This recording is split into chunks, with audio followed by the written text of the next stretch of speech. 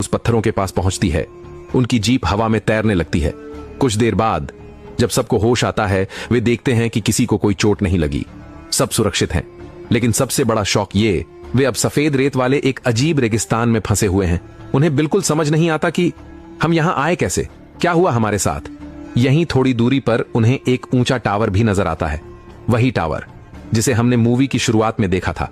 इसका मतलब साफ है, ये सब लोग उस भयानक तूफान के जरिए दूसरी दुनिया, न्यू वर्ल्ड में आ चुके हैं और अब उनके पास मौजूद जीपीएस, कंपास और बाकी सारे उपकरण, कोई भी इलेक्ट्रॉनिक डिवाइस काम नहीं कर रहा। यानी इन्हें जरा भी अंदाजा नहीं है कि ये कहां फंस गए हैं। लेकिन फिर भी इन्हें यहां से निकलने का रास्ता ढूंढना ही होगा। आगे बढ़ते हुए वे देखते हैं कि जिन ब्रावो टीम की वे तलाश कर रहे थे, उनकी जीप्स यही पास में पड़ी हुई हैं, लेकिन वो पूरी तरह जली हुई राख बन चुकी है। इतनी भयानक आग लगी थी कि उन जीप्स के अंदर मौजूद इंसान भी पूरी तरह जलकर राख हो गए। यह दृश्य देखकर सभी बुरी तरह डर जाते हैं और फैसला करते हैं कि पहले किसी तरह इसे अपने मिलिट्री बेस को रिपोर्ट करना होगा और रास्ता ढूंढते हुए आगे बढ़ते जाते हैं। इसी दौरान थोड़ी दूरी से टोनी भी इन्हें देख रहा होता है, लेकिन जैसे जैसे नटाली और उसकी टीम आगे बढ़ती है, उन्हें देखकर उनकी आंखें फटी की फटी रह जाती हैं, क्योंकि उनके सामने एक विशालकाय जीव का कंकाल पड़ा होता है। ये किस जानवर की हड्डियां हैं, सोचना भी डरावना है। इसी बात से सभी की सांसें रुक जाती हैं। टोनी बाज की तरह ध्यान से इन्हें निशाना लगाकर तीर चलाकर इशारा करने की कोशिश करता है, लेकिन टीम कुछ समझ पाती उससे पहले ही पूरी जमीन हिलने लगती है और रेत के भीतर से कोई बहुत बड़ा और खतरनाक चीज उनके तरफ बढ़ रही होती है। ये देखकर सब डरकर तेजी से जीप में बैठकर भागने लगते हैं और उस चीज पर गोली भी चलाते जाते हैं।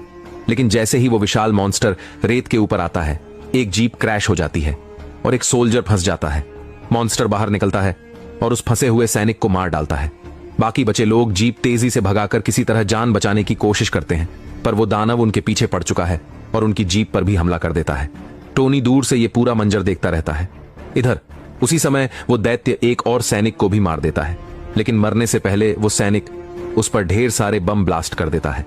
बम के विस्फोट से मॉन्स्टर कुछ देर के लिए डिस्ट्रैक्ट हो जाता है। इसका फायदा उठाकर सारे सैनिक पास मौजूद चट्टानों की तरफ भागते हैं। टोनी भी बम बंधे हुए तीर से उस पर हमला करता है। इधर सैनिक एक गुफा के अंदर पहुंच जाते हैं, जिस वजह से मॉन्स्टर उन पर हमला नहीं कर पाता और दोबारा रेत के अंदर छुप जाता है। जो भी उन्होंने अभी अभी देखा, उस पर उन्हें खुद यकीन नहीं हो रहा, लेकिन फिर भी यहां से बाहर निकलने का कोई ना कोई रास्ता तो जरूर होगा। वे यही सोच रहे होते हैं कि अचानक एक बड़े बिच्छू जैसी क्रीचर पीछे से आकर नटाली को डंक मार देता है।